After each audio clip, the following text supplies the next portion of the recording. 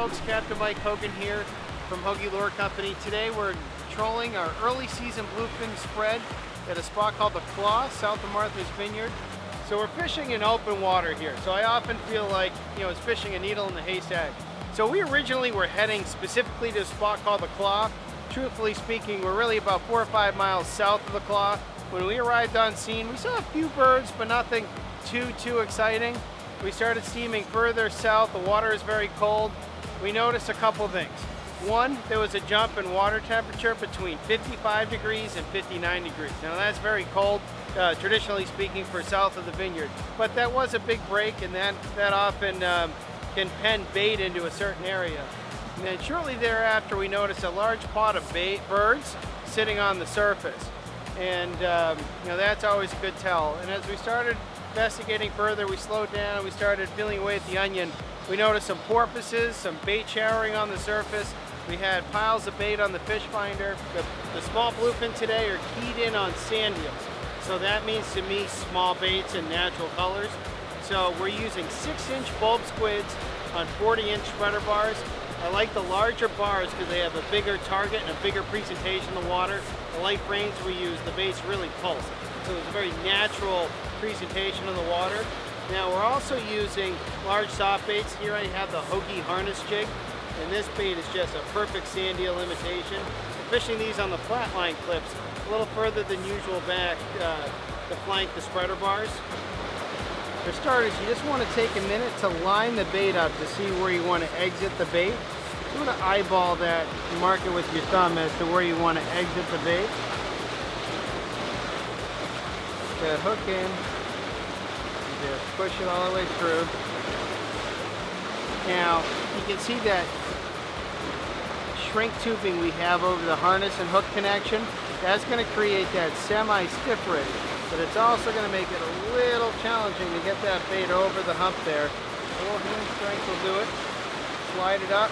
See how that bait seats nice, perfectly on the head. That hook's exposed, plenty of tail action.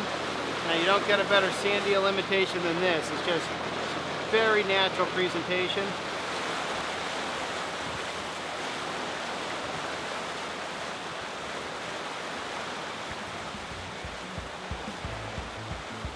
Oh, we're on. Mike, we're tight.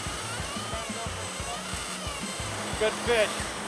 Good fish. Ripping line. Ripping line.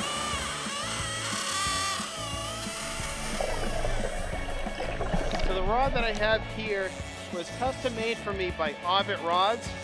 The rod was originally designed for wireline striped bass trolling, but it also makes an excellent light-duty offshore trolling rod. This rod happens to be the lightest rod I have on the boat. It's got 40-pound test, 80-pound fluoro leader, and a Hogan harness jig on the flatline clip. And we're just joking how the fish always seem to hit the lightest rod in the spread. Got Captain Nat Chocolate working the throttles. I fight this school-sized bluefin tuna. We took the harness jig on the flatline clip. Now that's become my new favorite lure on the flatline, is the harness jig with the flared gills. That lure will dance in the dark, in and out of the wash.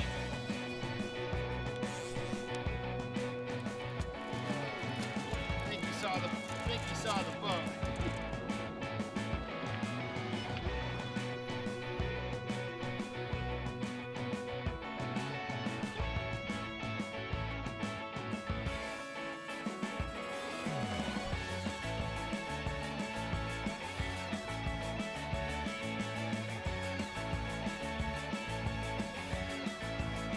We got color.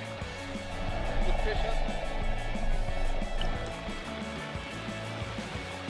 Throwing a mix of 6-inch squid bars and, as you can see, large harness jig soft plastics on the flatline clips. Had this on the flatline, quickly got this fish within the first 5 minutes of trolling. So we're going to lead this fish and get back at it.